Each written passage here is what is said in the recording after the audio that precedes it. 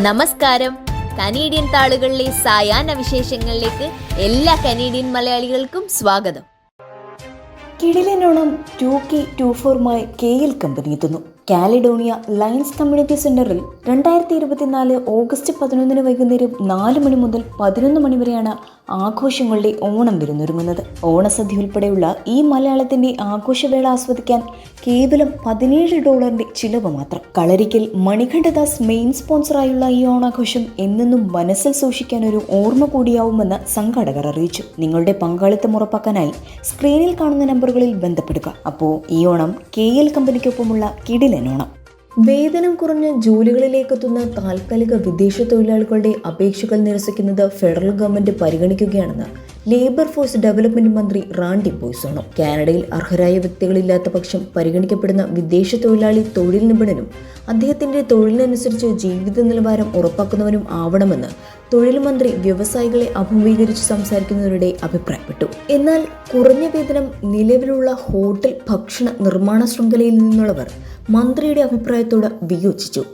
തീവ്രവാദ ബന്ധമുള്ളയാൾ എല്ലാ സെക്യൂരിറ്റി സ്ക്രീനിങ്ങുകളും കടന്ന് എങ്ങനെ കാനഡയിലേക്ക് കുടിയേറി പൗരനാകാനുള്ള അർഹത നേടിയെന്ന് അറിയാൻ കനേഡിയന്മാർക്ക് അവകാശമുണ്ടെന്ന് കൺസർവേറ്റീവ് ഹൗസ് നേതാവ് ആൻഡ്രൂ ഷീർ. അഹമ്മദ് ഹൌദ് മുസ്തഫ LDD, മകൻ മുസ്തഫ LDD എന്നിവരെ ജൂലൈ 28 ഓന്റിലിലെ റിച്ച്മോണ്ട് ഹില്ലിൽ വെച്ച് ISIS ബന്ധം ആരോപിച്ചും കാനഡയിലെമ്പാടും തീവ്രവാദ ആക്രമണങ്ങൾക്ക് പദ്ധതിയിട്ടതിന്റെ പേരിലും അറസ്റ്റ് ചെയ്തിരുന്നു. ഇത്രയും ഗുരുതര ആരോപണങ്ങളുള്ള ISIS പോലെ ഭീകര സംഘടനയുമായി ബന്ധമുള്ള 2 പേർ എങ്ങനെ കാനഡയിലേക്ക് വിജയകരമായി കുടിയേറി പാർത്തു എന്ന കാര്യത്തിൽ സർക്കാരിന്റെ മൗനം അംഗീകരിക്കാനാവില്ലെന്നും ഇത് ട്രൂഡോയുടെ ദേശീയ സുരക്ഷാ സംവിധാനത്തിന്റെ വലിയ പരാജയമാണെന്നും ആൻഡ്രൂ ഷീർ ആരോപിച്ചു.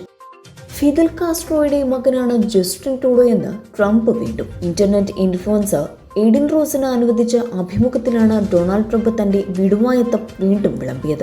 ഈ ലോകത്ത് എന്തും സാധ്യമാണ്. ട്രൂഡോ കാസ്ട്രോയുടെ മകനാണെന്ന എന്റെ നിഗമനം ശരിയാണെന്ന് ഞാൻ ഉറച്ചു വിശ്വസിക്കുന്നു.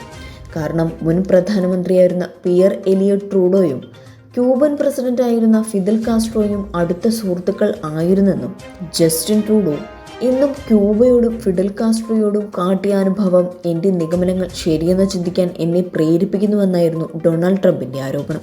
എന്നാൽ പ്രൈം മിനിസ്റ്റർ ട്രൂഡോയുടെ ഓഫീസ് ഈ ആരോപണത്തോട് പ്രതികരിക്കാൻ തയ്യാറായില്ല.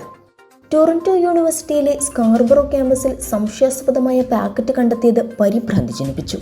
LSME റോഡിനും മോർണിംഗ് സൈഡ് അവന്യൂവിനും ചുറ്റും സ്ഥിതി ചെയ്യുന്ന മിലിറ്ററി ട്രയൽ അടച്ചുപൂട്ടാനും കെട്ടിടത്തിനുള്ളിൽ സ്ഥിതി ചെയ്യുന്ന ഡേ കെയർ ഉപയോഗിക്കുന്നവരെ ഒഴിപ്പിക്കാനും ബോംബെന്ന് പരിഭ്രാന്തി ജനിപ്പിച്ച ഉപകരണം കാരണമായി. പോലീസും ബോംബ് സ്ക്വാഡും സ്ഥലത്തെത്തി റോബോട്ടിന്റെ സഹായത്തോടെ കണ്ടെത്തിയ വസ്തു വ്യാജ ബോംബാണെന്ന് കണ്ടെത്തിയതോടെ പരിഭ്രാന്തി ഒഴിവായി. ഒറ്റനോട്ടത്തിൽ ബോംബെന്ന് തോന്നുന്ന വ്യാജനെ ക്യാമ്പസിൽ പ്രതിഷ്ഠിച്ചവരെ തേടിയാണ് ടൊറന്റോ പോലീസ് ഇപ്പോൾ. നൊബേൽ സമ്മാന ജേതാവ് മുഹമ്മദ് യൂനസിന്റെ നേതൃത്വത്തിൽ ബംഗ്ലാദേശ് ഇടക്കാല സർക്കാർ എത്തുമെന്ന് റിപ്പോർട്ട്. വിദ്യാർത്ഥി പ്രതിഷേധങ്ങൾക്കിടയിൽ വലിയ ക്രമസമാധാന പ്രശ്നങ്ങൾ അരങ്ങേറുന്ന ഘട്ടത്തിലാണ് പുതിയ തീരുമാനം. ഈ നീക്കം താൽക്കാലികമായെങ്കിലും രാജ്യത്ത് സുരക്ഷ ഉറപ്പുവരുത്തുമെന്നാണ് വിലയിരുത്തൽ. യഹ്യ സിൻവാർ ഹമാസിന്റെ പുതിയ രാഷ്ട്രീയകാര്യ വിഭാഗം തലവൻ. ഇറാനിൽ വെച്ച് കൊല്ലപ്പെട്ട ഇസ്മയിൽ ഹനിയയുടെ പിൻഗാമിയായാണ് സിൻവാർ ഹമാസിന്റെ ഉന്നത പദവിയിലെത്തുന്നത്. ചൊവ്വാഴ്ച പുറത്തിറക്കിയ ഹ്രസ്വമായൊരു പ്രസ്താവനയിലാണ് പുതിയ സ്ഥാനമാറ്റത്തെക്കുറിച്ച് ഹമാസ് ലോകത്തെ അറിയിച്ചത്.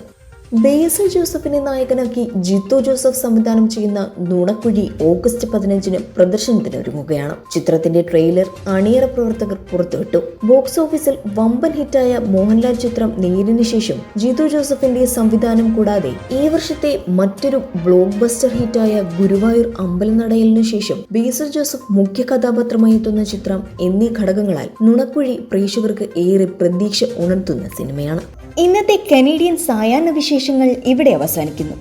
ഇത് നിങ്ങളിലേക്ക് എത്തിച്ചത് Polaris Dental Brampton, Latha Menon barrister solicitor of Menon law professional corporation, കേരളക്കാരി ഹൗസ് മിസിസാഗ, ഗോപിനാഥൻ പൊന്മനടിയിൽ Rudraksha gem expert, Roy George broker of records.